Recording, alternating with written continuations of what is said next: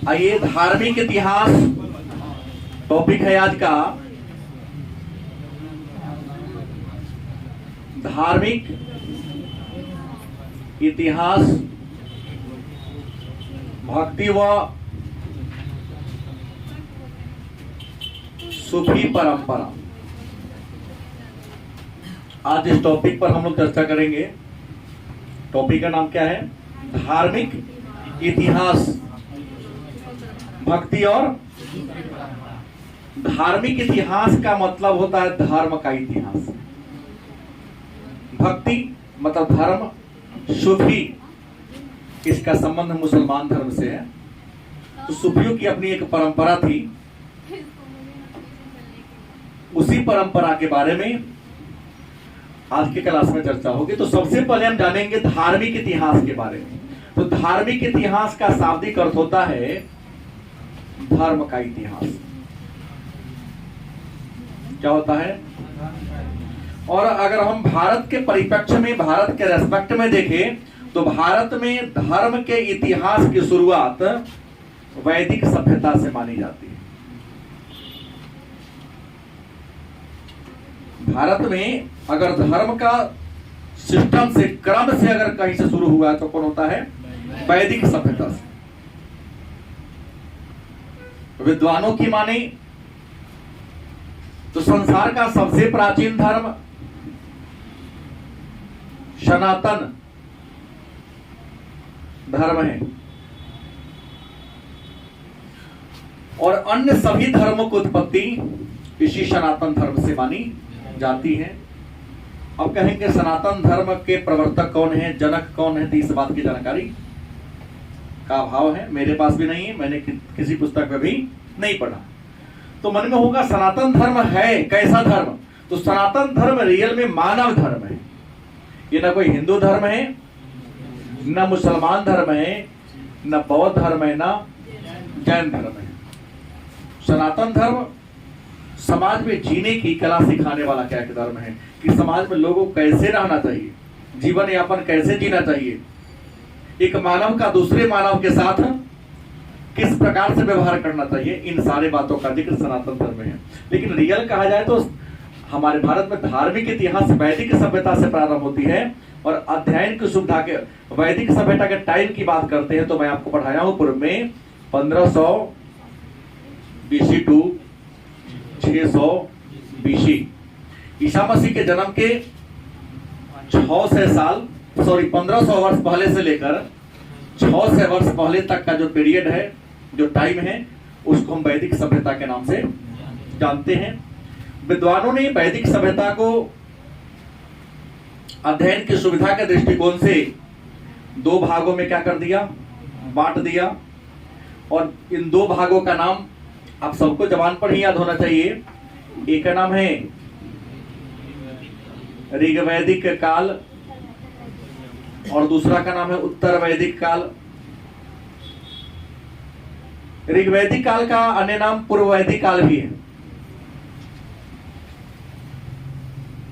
और पूर्व वैदिक काल का समय 1500 बीसी टू 1000 बीसी।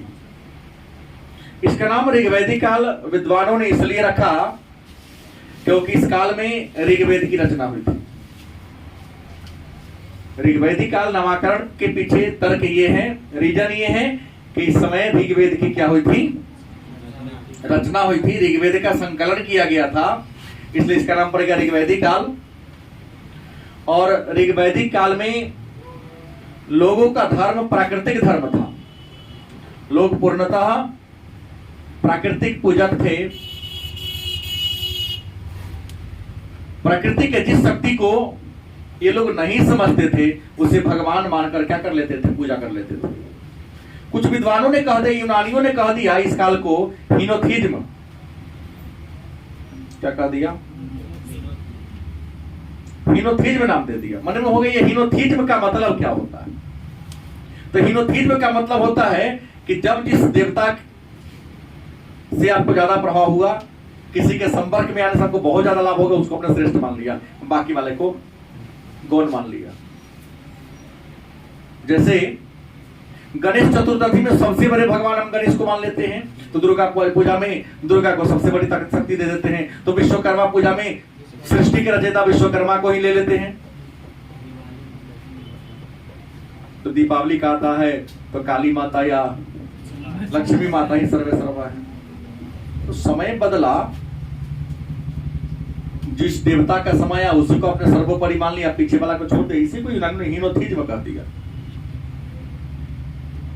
प्राकृतिक पूजक थे, लेकिन वैदिक काल के लोगों का सबसे प्रधान देवता मैंने बोलिए दिया है पहले ही, इंद्र थे, दूसरा अग्नि थे, इसके बाद मरुत, वरुण और भी कई देवता थे, लेकिन मेन देवता इंद्र और अग्नि। क्योंकि इंद्र के बारे में ऋग्वेद में चर्चा 250 बार है, अग्नि के बारे में 200 बार है।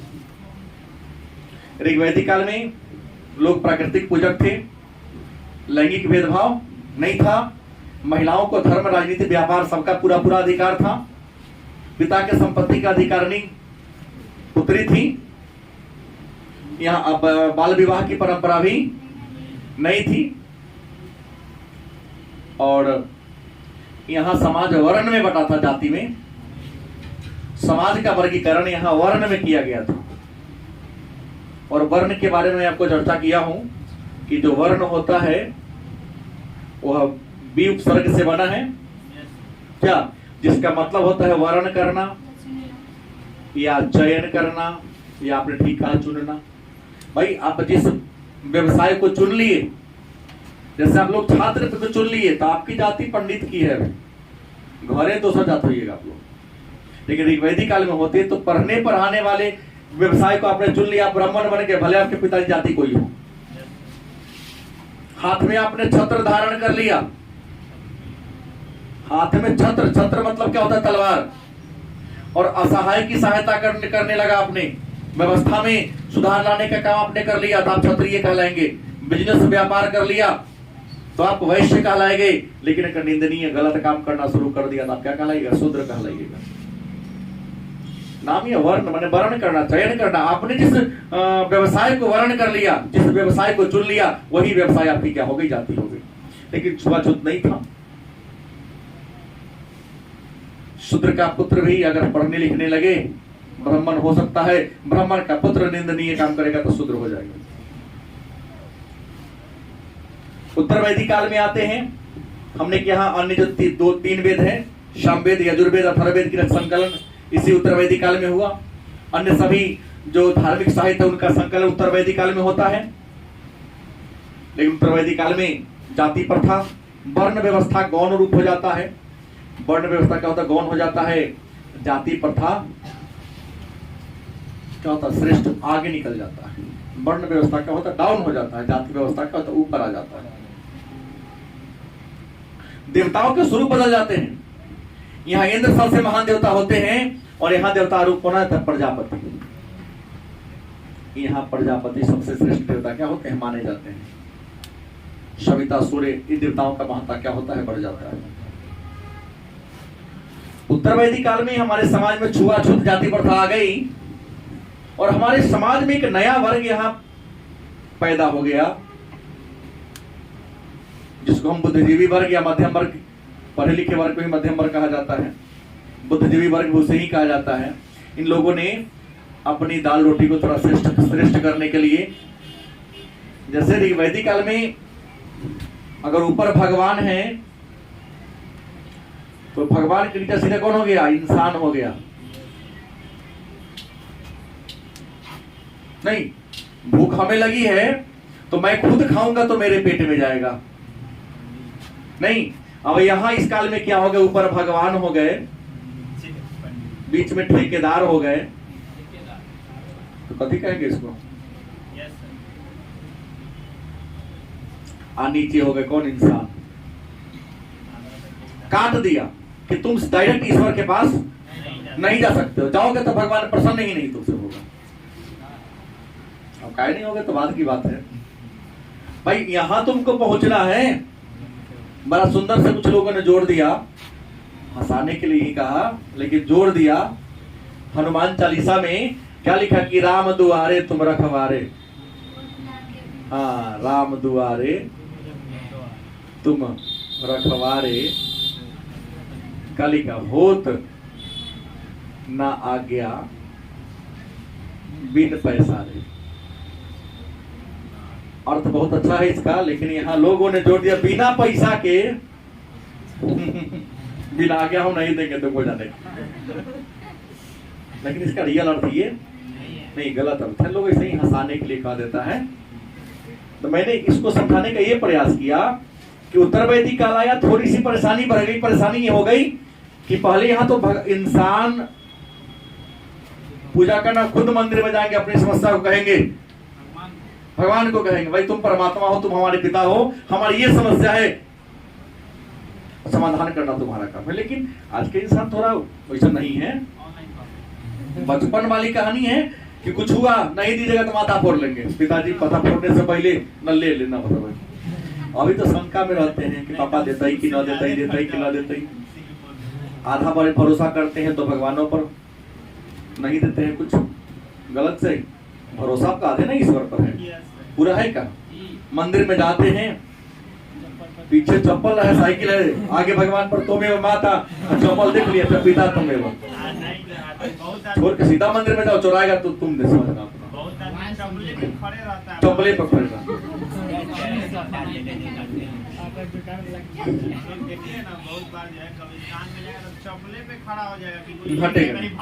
पिछले मंगलवार को हनुमान जी के मंदिर में बहुत निकला था कि भीड़ कम है, जाते हैं जल्दी से ना, एक गाड़ी रोक के चाबी उसी में रह गया, चल के अंदर आया रहना, देखे चाबी नहीं।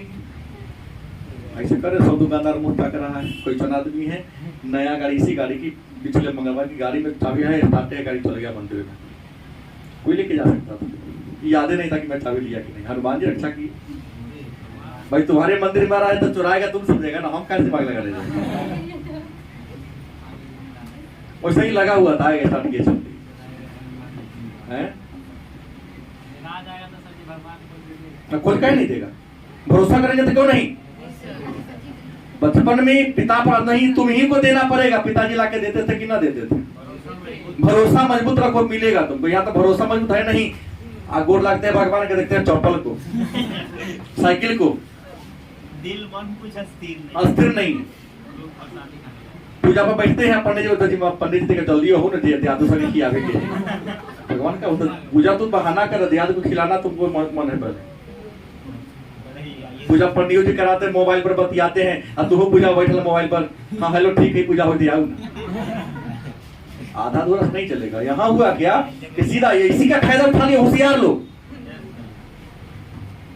गलत सही, इंसान और भगवान अब नहीं जुड़ सकता। इंसान पहले जाएगा ठेकेदार के पास, और ठेकेदार भगवान को पैरवी करेगा कि लड्डू लेके आ ली 5 किलो 5 रुपया मान दे रहे काम अगर पूरा कर दिए,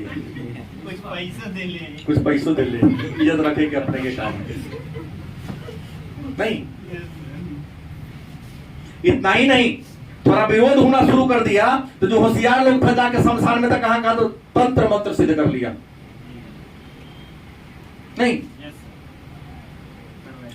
जैसे यहाँ डरना युवा ठेकेदारी वाला थोड़ा को न करेंगे, हम ही जाएंगे, आपसे न चढ़वाएंगे, हम सीधे हम ही चल जाएंगे भगवान की पूजा करने, तो ये लोग सिद्धि कर लिया। यजुर्वेद का स्मरण कर लिया, जाकर उसको सिद्ध कर लिया। डाइन डोगिन वाला कहानी पढ़ लिया, ऐसा ऐसा करिश्मा दिखाना शुरू कर, न रही को तो हमारा ठीक होना है तो मान दो, खसी महारानी जय गरिमा वो पारा चढ़ाते। उत्तर वैदिक काल में यज्ञ खर्चीला हो गया। भगवान के पूजना करने जा रहे तो खर्चा क्यों जरूरी है, बस एक फुलडाली फूल, एक लोटा पानी, अगरबत्ती की कोई जरूरत नहीं है। धुआं लगेगा तो भगवान को टेंशन होगा, खिसियाइए जाएंगे कहीं। हाँ सुंदर सुंदर फूल लेके जाओ कि देखेंगे तो वो प्रसन्न होंगे। प्रसादी तो तुम अपना लिए चढ़ाते हो, छोड़ के आते हैं नहीं आते, ले ही चलाते। प्रसादी तो कोई छोटा भी चीज हो सकता है, एकदम रसगुल्ले चलेगा क्योंकि अपने खाना है। कुछ लोग तो कलाकार तो चढ़ाते हैं, हनुमान जी खाना शुरू कर दे तो लोग मंदिर के छोड़ के भागेगा। लास्ट में तक खाना तो यहाँ यज्ञ खर्चीला हो गया, यज्ञ बलि प्रधान हो गया। लेकिन कौन बोलेगा भाई, ब्राह्मणों के विरुद्ध बोलेगा कौन, पंडितों के विरुद्ध बोलेगा कौन, क्योंकि लिखा है मुखे ब्रह्मादि, नहीं याद नहीं आ रहा है, कंठे विष्णु कहता है ना, मुंह में विष्णु भगवान है, फूक देंगे तो क्या निकले, आगे जला के मुआ देंगे। तंत्र मंत्र सिद्ध कर लिया, जरूर नहीं पंडित, कुछ लोग भी नजर तिरछा कर दिया, रहो बिछोना पर 10 दिन पर। चीन के बॉर्डर पे भेजना चाहिए, पाकिस्तान के बॉर्डर वहां पे तंत्र मंत्र को यहाँ बढ़ावा मिल गया, तंत्र मंत्र बलि प्रथा ज्यादा हो गया। लेकिन एक जगह पढ़ा है, यदा यदा ही धर्मस्य ग्लानि भवति भारतः विद्वानम् अधर्मस्य तदात्मानं सृजाम्यहम्। परमात्मा कहते हैं पावर मिल तो अत्याचार मत करो, शक्ति और धन का दुरुपयोग नहीं, शक्ति और धन का सदुपयोग हमेशा करो।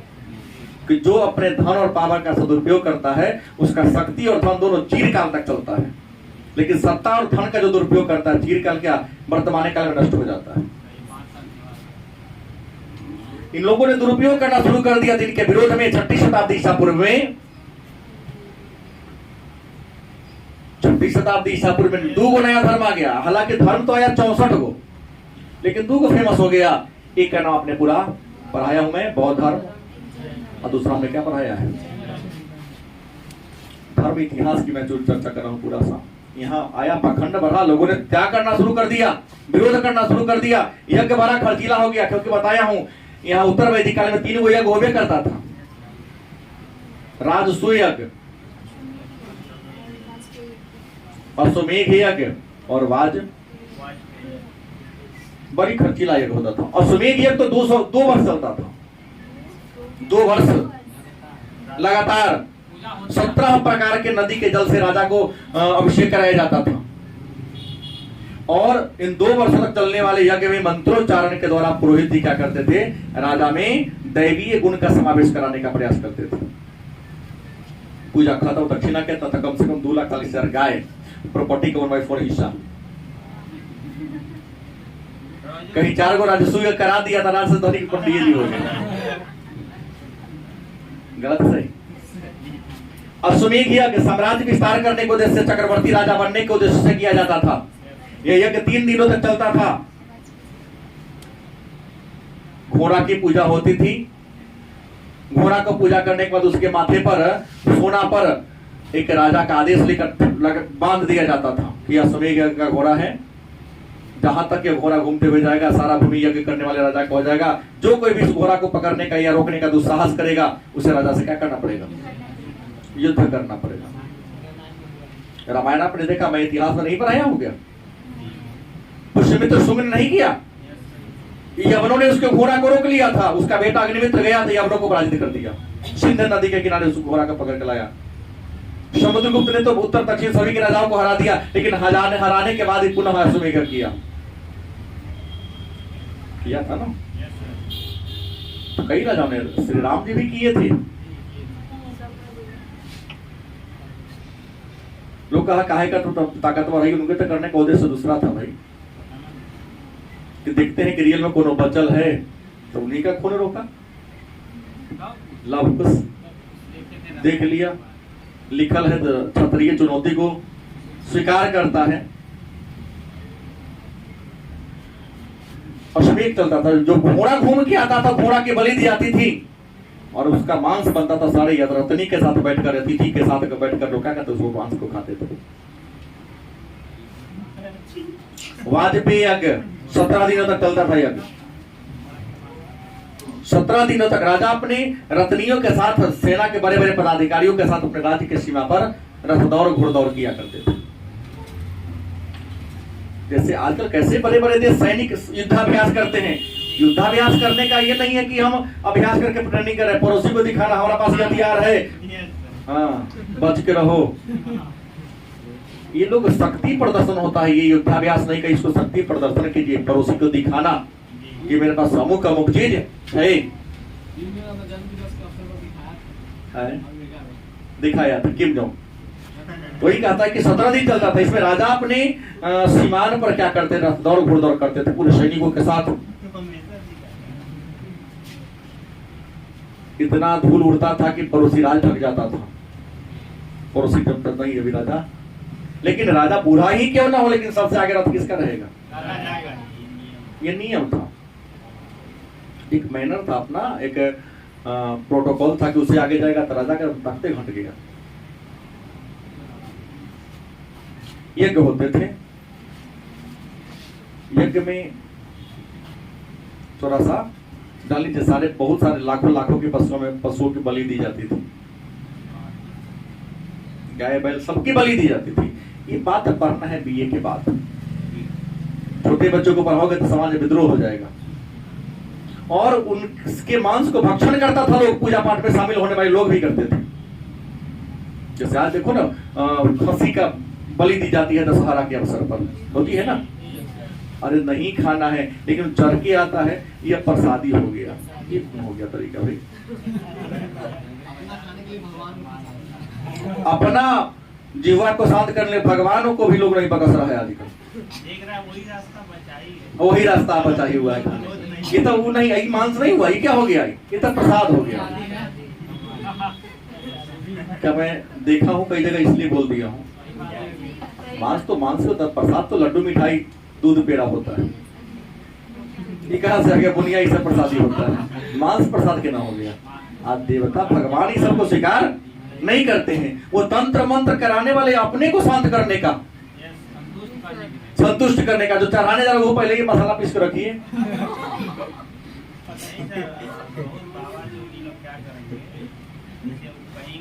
बनना है या कुछ करना है तो पहले दिन में लंबा लिस्ट लिखा देंगे, 4 तरह का मिठाई, ये फल खाएला, रात में पता चलता है वो अपने खाने तो इतना ज्यादा खर्चीला हो गया, पशु की बलि होने लगी कि पशु बलि के कारण उत्तर वैदिक काल आते आते भूमि बंजर होने लगा। जमीन क्या होने लगा, लाखों लाखों की संख्या में भूमि बंजर हो गया, फैक्टियर अकाल जैसा स्थिति आ गया, लोग अन्न के दाना के बिना तरसने लगा। हमने पहले कह दिया ना, गीता में भगवान श्री कृष्ण ने लिखा, यदा यदा ही धर्मस्य ग्लानि भवति भारतः अभ्युत्थानम् अधर्मस्य तदात्मानं सृजाम्यहम्। परमात्मा अवतार तब लेते हैं जब धर्म का ग्लानि होना शुरू करता है, अधर्म का दबदबा बढ़ने लगता है, धर्म में पाखंड बढ़ने लगता है। भूकंप का वही कारण है। कहीं ना कहीं देखिए, इकोनॉमिक्स में माल्थस ने जनसंख्या का सिद्धांत दिया। उसने कहा इंसान में संतान उत्पन्न करने की अदम्य बहुत सारी क्षमता है, लेकिन इंसान अगर इसको वैज्ञानिक तरीका से रोके नहीं तो प्रकृति तो स्वयं रोकी ही लेगी, क्योंकि निर्माण और विनाश तो प्रकृति के हाथ में है ही नहीं। कोरोना आ गया, लाखों लाख किलो हो गया, वो युद्ध हो जाएगा, आधा समझा जाएगा। तो बढ़ाओ, चलो ना बढ़ाओ ना, प्रकृति 1 घंटा में समेट लेगी सबको। हाँ, आप तो सतर्क रहो, नहीं तो मैं समाप्त करने के लिए तैयार हूँ। सही कहा आपने। तो यहाँ पर क्या हुआ, भूमि बंजर होने लगा, उत्पादन घट गया, जंगल का विस्तार होने लगा, हिंसक जीव जंतु बढ़ने लगे। नहीं तो ना उंगली मार जैसे डाकू लोग आ गए, जंगल से जो जाएगा वो मार देंगे, छीन लेंगे, उंगली काट के माला पहन लेंगे। किसी भी सब परिस्थिति में 2 महापुरुषों का प्रादुर्भाव होता है। महात्मा बुद्ध, बौद्ध धर्म के संस्थापक कौन, महात्मा। जैन धर्म के संस्थापक, इन दोनों ने क्या किया, जाति प्रथा का विरोध किया, छुआछूत का विरोध किया, सामाजिक कुरीतियों का विरोध किया। प्रेमर दोनों क्षत्रिय थे, दोनों क्या थे, क्षत्रिय थे, दोनों ने विरोध किया। और महात्मा बुद्ध ने बौद्ध धर्म की स्थापना किया, महावीर स्वामी ने जैन धर्म की स्थापना किया। लेकिन आगे चलकर जब तक ये जिंदा रहे धर्म में कोई बुराई नहीं थी, कोई कमी नहीं थी। लेकिन आगे चलकर बौद्ध धर्म में महात्मा बुद्ध के मर जाने के बाद और संघ में महिलाओं का प्रवेश हो जाने के बाद संघ में क्या आ गई, बुराई आ गई। 7वीं शताब्दी के आसपास आते आते बौद्ध धर्म का नया शाखा आ गया, वज्रयान। ये तंत्र मंत्र जादू टोना में भरोसा करने लगा। महात्मा बुद्ध ने तो पाली भाषा में उपदेश दिया, लेकिन चौथी बौद्ध सभा में संस्कृत भाषा का प्रयोग हो गया। साधु संत भोग विलास का जीवन जीने लगे। माता बुद्ध ने अपने प्रिय शिष्य आनंद को कहा था कि संघ में महिलाओं का प्रवेश मत होने दो, नहीं तो 5 सहस्त्र साल चलने वाला धर्म 500 वर्ष के अंदर में क्या हो जाएगा। आनंद ने बड़ा आग्रह किया, गुरुदेव महिलाओं को भी अधिकार दीजिए ताकि वो भी मोक्ष प्राप्त कर सके। आनंद के जिद पर उन्होंने महिलाओं को मुक्ति के लिए लाया था। उन्हें क्या पता आगे संत आके मुक्ति नहीं, उसको भक्ति करना शुरू कर देंगे। भोग विलास का केंद्र बना देंगे, अखाड़ा बना देंगे इसको। देवदासी प्रथा बुरी प्रथा नहीं थी, लेकिन देवदासी प्रथा का संतों ने दुरुपयोग करना शुरू कर दिया, उसको अपना पत्नी समझने लगा, जबकि वह देवदासी तो भगवान की सेवा में गई थी। तब ना भारत सरकार ने जाके देवदासी परंपरा पर अंतिम देवदासी 2002 में बनी थी, रोक लगा दिया कि नहीं, देवदासी परंपरा क्या होगा, नहीं चलेगा। तो यहाँ बौद्ध धर्म में आया, यहाँ बुराई आ गया। जैन धर्म आया, महावीर स्वामी के मरने के बाद यहाँ भी क्या आ गया, बुराई आ गया। तो पुनः लोगों ने बौद्ध धर्म जैन धर्म को छोड़ा और पुनः वही सनातन धर्म में आना, मतलब हिंदू धर्म में आना क्या हो गया, शुरू हो गया। मतलब धर्म का इतिहास ये है कि धर्म तो मानव के विकास के लिए आया, धर्म उसे कहते जो मानव के हित और मानव के कल्याण की काम करता है। लेकिन वही जब पाखंड हो जाता है तो मानव का हित करने लगता है। तो धर्म का शुरुआत हुआ, लेकिन धर्म के क्षेत्र में क्या हो गया, कई प्रकार की बुराई आ गई ना। बुराई के सेंस अगर हम कहें, बलि प्रदान होना, खर्चीला हो जाना, छुआछूत करना, भेदभाव करना, ये सब बुराई थी। तो इन्हीं सब बुराई के विरुद्ध में जो बुराई हमारे समाज में पैदा हो रही थी, इसी सब बुराइयों के विरोध में उत्तर भारत में किसी ने तो मुख खोलने का प्रयास नहीं किया। धर्म का इतिहास था, धर्म में अनेक सारी बुराइयां आ गई। उन बुराइयों के विरुद्ध में कहा, दक्षिण भारत में।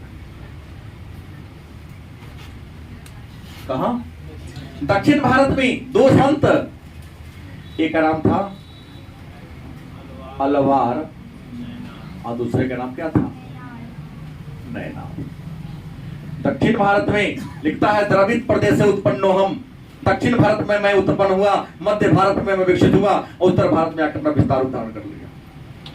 दक्षिण भारत में अलवार और नैनार संतों ने धर्म के क्षेत्र में जो बुराई थी, उन बुराइयों को क्या करने के लिए, दूर करने के लिए। बुराई क्या थी, छुआछूत थी, जाति प्रथा थी, ऊंच नीच था, लैंगिक भेदभाव था, नहीं अनेकेश्वरवाद, एकेश्वरवाद नहीं था। भगवान अनेक है, जबकि भगवान तो एक ही है, उनके रूप अनेक है, नाम अनेक है।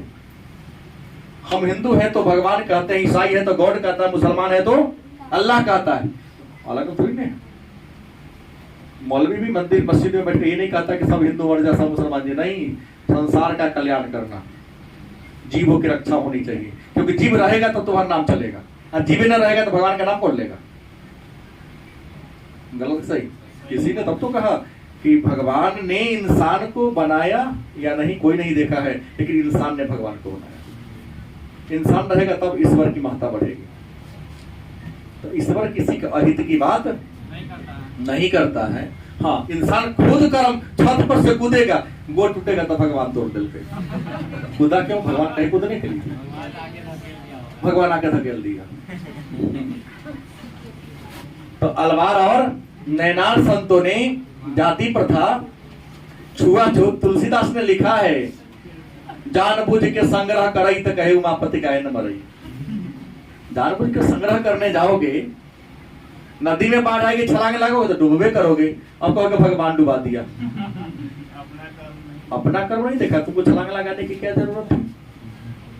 मोटरसाइकिल लिखा है इस स्पीडोमीटर पर स्पष्ट, यहाँ से यहाँ तक ग्रीन है, एक बाद लाल होता है। ताल के नौजवान लाल सिग्नल पार करके चलाता, लाल खून का रंग होता है, तो तुम्हारा बॉडी तो खून बदलवे करेगा, नहीं बदलेगा, कल बदलेगा, लेकिन बदलेगा जरूर।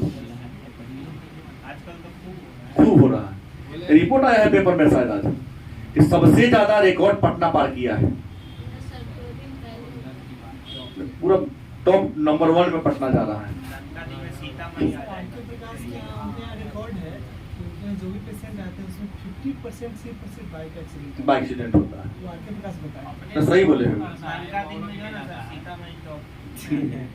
इतनी भीड़ बांध पे होती है, लगेगा एकदम स्पीड में चला रहा है। हेलमेट लगाने के मामले में सीतामढ़ी का नाम भी नहीं होगा, नहीं होगा, सही बोला आपने। तो अलवार कौन थे, मन में प्रश्न होगा, जिन्होंने धर्म सुधार आंदोलन चलाया। तो ये दक्षिण भारत में वैष्णव धर्म के संत को क्या कहते हैं, अलवार कहते हैं। और दक्षिण भारत में शैव धर्म को, भगवान शिव की पूजा करने वाले को क्या कहते हैं, नैनार कहते हैं। इन दोनों ही धर्म ने सामाजिक समानता प्रबल दिया, जाति प्रथा का विरोध किया, छुआछूत का विरोध किया, अनेकेश्वरवाद का विरोध किया और एकेश्वरवाद पर क्या दिया, बल दिया। और ये लोग करते क्या थे, ये सब सीधा साधा ब्राह्मण पंडित जी था, जिनको बड़ा तोड़ नहीं था, सिल्क का कपड़ा नहीं था, बड़ा चंदन लगाने के बहुत ज्यादा पैसा नहीं था, क्योंकि भाव से माने भेष से भोजन मिलता है। गरीब आदमी तो कम देर लेकर आ देता है, लेकिन ज्यादा ताम झाम से करके जाएगा क्या जरूरत। अब अजमल कहीं जाते हैं पढ़ाने निकाह, तो बात चलता है खूब लमहर कोट पैजामा पहनता है, तब मौलवी साहब देखा है लमहर तो मिलता है 5,000 रुपया। सामान्य जाएगा, रेहान जाएगा, कमे खर्चा वाला ही मौलवी साहब है, 1100 ले चल जाओ। ड्रेस देख के अंदाजा लगता है। सही बात है। ये लोग सीधे साधे थे, ये भजन कीर्तन गाते थे, भजन कीर्तन गा के गाँव गाँव घूमते थे और ईश्वर की अच्छाइयों का वो क्या करते थे, बखान करते थे। परमात्मा क्या है, परमात्मा के इंसान के जीवन में क्या महत्व है। ये जो अलवार संत थे, इनकी संख्या कितनी थी, 12 थी। और अलवार का शाब्दिक अर्थ होता है ईश्वर के गुण में गोता लगाने वाला, ईश्वर के गुण में गोता लगाने वाला, मैं भगवान में पूर्णतः लीन हो जाने वाला। तुम जानो तुम्हारा काम जाने, हम तो एक प्रकार के लेबर है जो तुम्हारा परिवर्तन हुआ है कि क्या करो करो। रियल ही है कि हम क्या है, तुम बना के भेजो काम करने के लिए, हम काम करेंगे।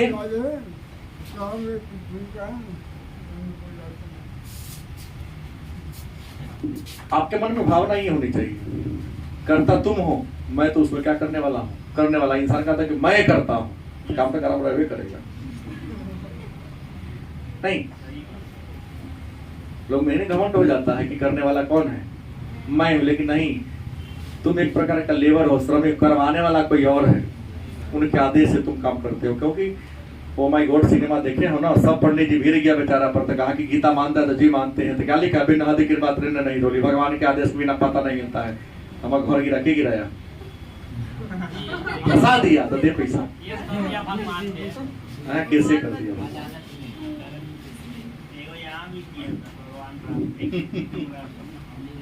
तो ईश्वर के गुणगान करते थे, ईश्वर के गुण में गोता लगाने वाला होता है। और ये लोग लगभग गीत गाते थे, क्या करते थे, गीत गाते थे। लगता जैसे इंसान को बड़ा प्रसन्नता होती गीत सुनकर, मन में उदासी होती तो गीत गाते हैं, सुनते हैं, मन प्रसन्न हो जाता है।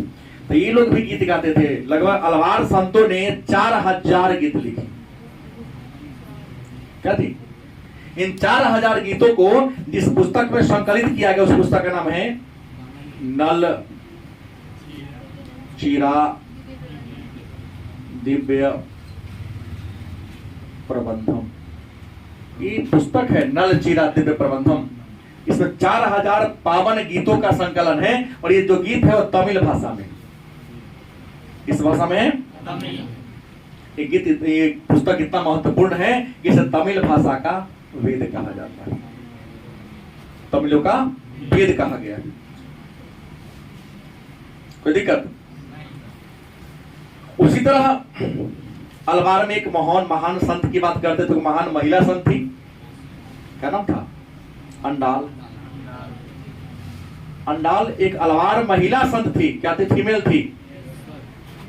भगवान विष्णु को अपना पति मानती थी। पति माने मालिक होता है, संकुचित विचारधारा में हस्बैंड जगह कहता है, नहीं, पति का मतलब होता है हाकिम होता है, मालिक होता है। भगवान विष्णु को अपना ये पति मानती थी और उस रूप में क्या करती थी, पूजा करती थी। जितना उत्तर भारत में मीराबाई का योगदान है, उतना ही दक्षिण भारत में अंडाल का महत्व है। तो विद्वानों ने अंडाल को दक्षिण की क्या कह दिया, मीरा कह दिया। मीराबाई का विवाह तो भोजराज से हुआ था, जिनका जीवन चरित्र आगे की कला से चर्चा होगी, यहाँ पूरा पढ़ना है। राणा संगा के सबसे बड़े पुत्र भोजराज से हो गया। विवाह के बाद मीरा ने स्पष्ट कह दिया, हालांकि जान रहा था कि विवाह तो हमसे हुआ है, लेकिन रियल विवाह कर लिया है भगवान कृष्ण से।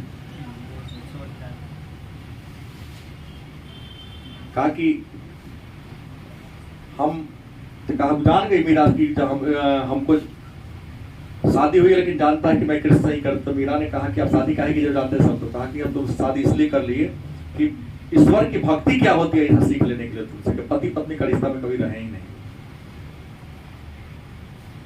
और मीरा भी बचपन से भगवान कृष्ण की पूजा की।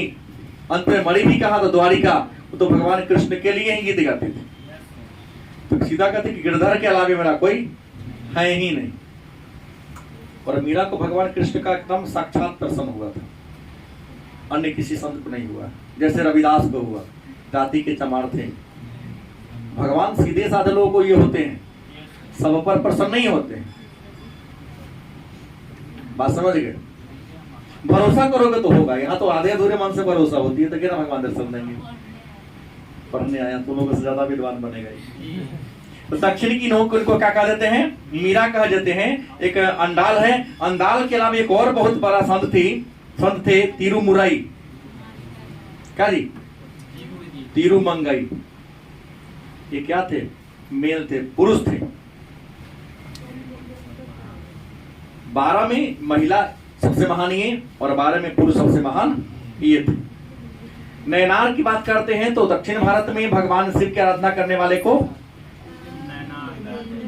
नयनार कहते हैं। इनकी संख्या कितनी थी? 63 थी। ये भी दक्षिण भारत में जाति प्रथा, छुआछूत, वर्ण व्यवस्था सबका क्या किया? विरोध किया। और नयनार में कई संत थे, जैसे सुंदर। क्या जी? नयनार में कई संत थे, जैसे में सुंदर थे। सुंदर के अलावे कौन थे? मणिक वाचनगर, मणिक वाचगर। एक और था अपार समंदर।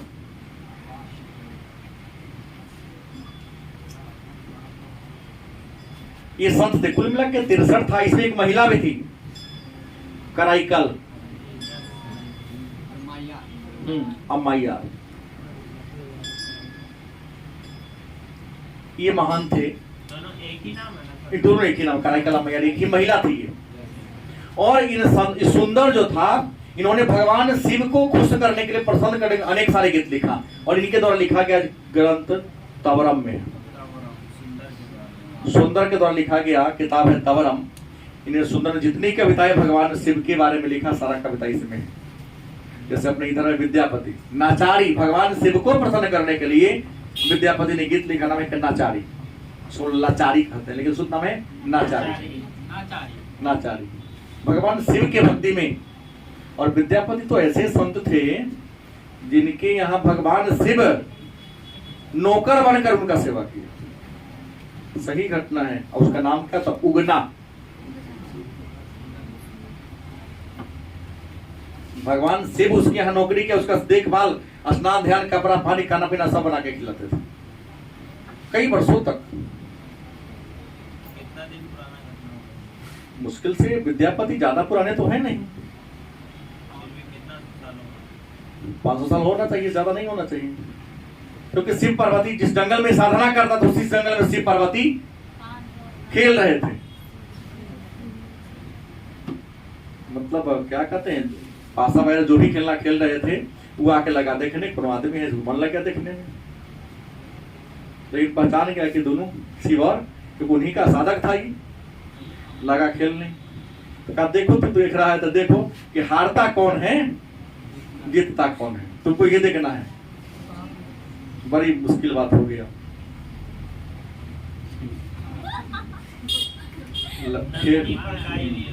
खेल खेलने के क्रम में कभी शिव तो कभी पार्वती जीतते थे।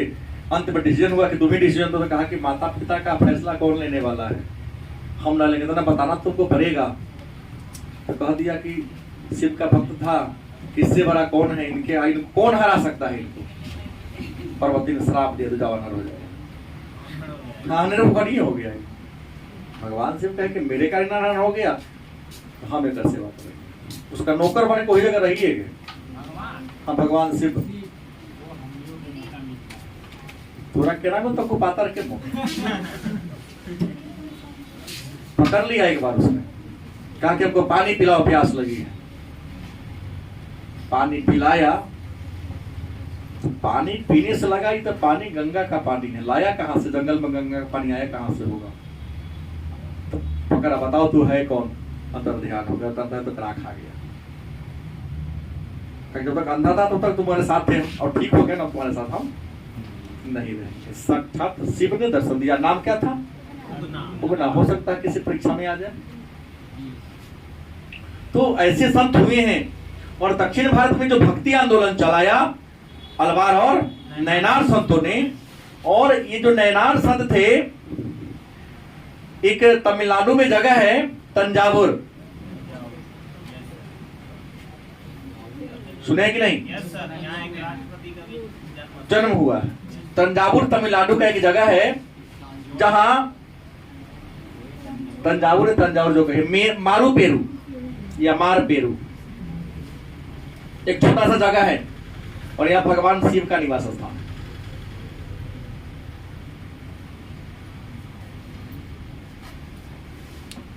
क्योंकि शिव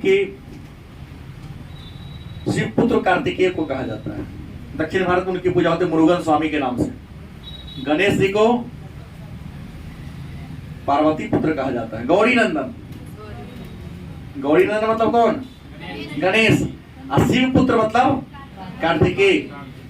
विवाद में कार्तिकेय उठ कर इधर भाग गए थे, क्योंकि कार्तिकेय भी बड़ा हो गया, गणेश भी बड़ा हो गया, दोनों का उम्र हो गया, शादी का हुआ, केकर पहले बियाह हो। अब प्रतियोगिता बढ़ गया। गणेश जी का अपना अलग था, रिद्धि सिद्धि से शादी होने के उनके, कार्तिकेय जी का अलग था। कहे कि दोनों बेटा हमारे शादी के लायक, किसी कहते जो होशियार होगा होकर पहले ब्याह करेंगे। छोट भैया वाली से मतलब जो होशियार होगा, जो स्वावलंबी होशी का विवाह करेंगे।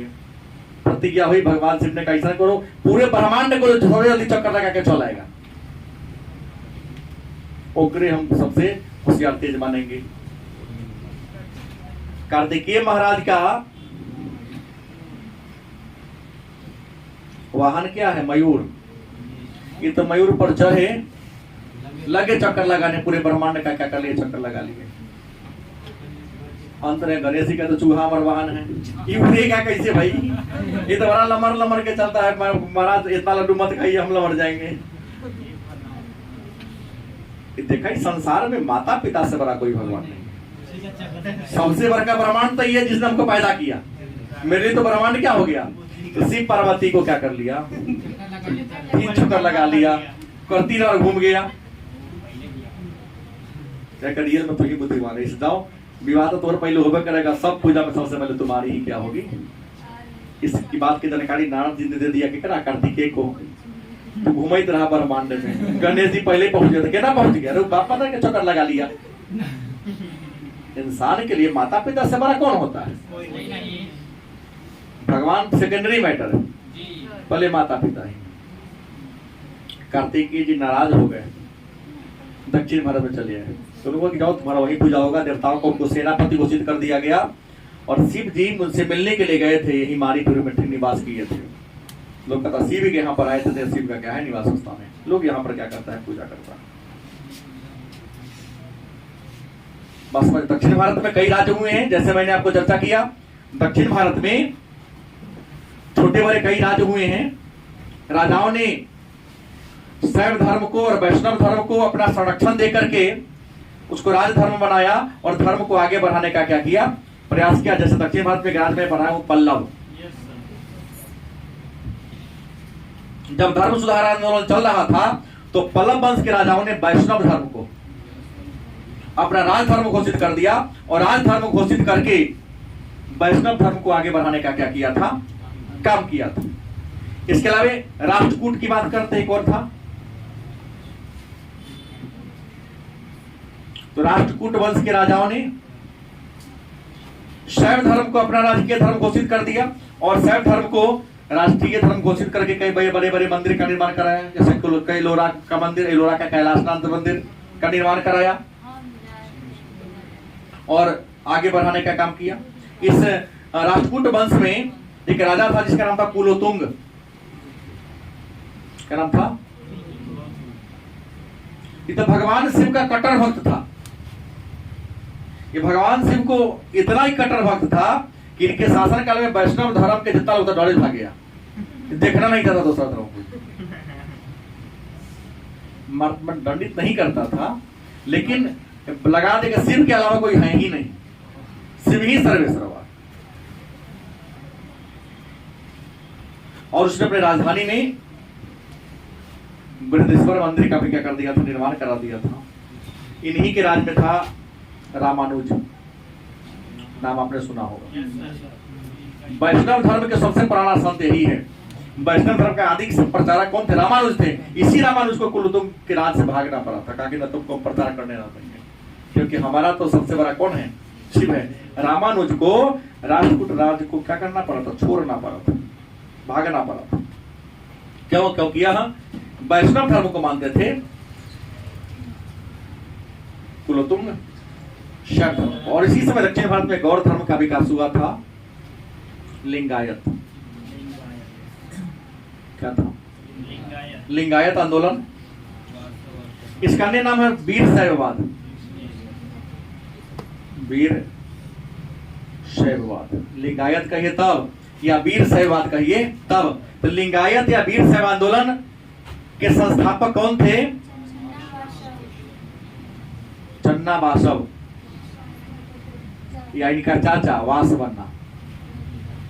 प्रश्न हमेशा आपके 12वीं परीक्षा में इस सवाल आया था कि लिंगायत या वीर शैव आंदोलन के तरह कौन है? चन्ना वासव या वासवन्ना, दोनों चाचा भतीजा थे। ये रहते कहाँ थे? तो कर्नाटक में कलचूरी राजा के दरबार में क्या करते थे? रहते थे। और भगवान शिव की आराधना ये क्या कर, शिव की पूजा करते थे। किस रूप में? लिंग के रूप में। हाँ, शिव के लिंग के रूप में क्या करते? शिव की आराधना करते थे, पूजा करते थे। ना तो जंतर, छोटा छोटा सा लिंग का मुजन रख बैठते थे। लेकिन ये लोग कहते थे कि लोग कितना विचित्र है कि पत्थर के बनल सांप है तो दूध चढ़ाता है, लड्डू चढ़ाता है, जल चढ़ाता है, और रियल में सांप देख ले तो लाठी मार के भगाता है, मारिए देता है। ये ना भगवान थोड़ी ना मिलेगा। उसको प्रार्थना करो ना, तू यहाँ से भाग जाओ, वो निश्चित तौर पर टहल जाता है। लाठी दिखाएगा तो अपना प्राण वो पियाएगा ना, वो गलत सही। तुम जब तक शेर है, हाँ, हम उसके पकाइए खा जाता है। इन्हें गणेश भगवान के बहाने है, मंदिर में जाएगा तो लड्डू गणेश जी के मुंह में ठूसेगा, चूहा को भी देगा कि हमारा तुम खाओ। चूहा कुछ खा लिया तो वो दोबारा खाने लायक नहीं है। हाँ, नहीं रहेगा। जूठा कर दिया था ना, फेंक दो इसको, चूहा खा गया। खतना तो ऐसा आदमी जरूर खिया देता।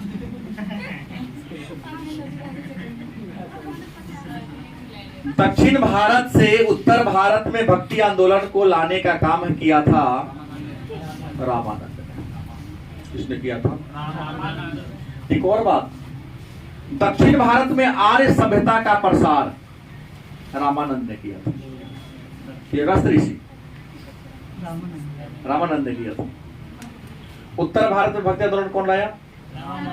रामानंद। लेकिन उत्तर भारत में अगर भक्ति की बात करें तो उत्तर भारत में भक्ति दो भाग में बटा हुआ है। उत्तर भारत में भक्ति आंदोलन कितने भाग में बटे हुए हैं? दो। एक का नाम है शगुन और दूसरा कौन है? सगुन किसे कहते हैं? तो जो ईश्वर को मानता है उनकी मूर्ति बनाकर पूजा करता है। जो भगवान को मानता है और उनकी मूर्ति बनाकर पूजा करता है उसे क्या कहेंगे? जो ईश्वर को मानता है मूर्ति पूजा नहीं करता है, मूर्ति पूजा नहीं करता है। आई मूर्ति पूजा पूजक। क्या ईश्वर को दोनों मानता है? एक मूर्ति में विश्वास करता है, एक मूर्ति में विश्वास। जो मूर्ति में विश्वास करता है उसे, जो मूर्ति में भरोसा नहीं करता है। अब देखिए, ये जो सगुन है ये कई भागों में बटे हुए हैं। सगुन के भी कई रूप हैं। हम इसको 3 भाग में ले सकते हैं। सगुन के 3 रूप, जैसे वैष्णव, शैव, शाक्त। क्या जी? वैष्णव में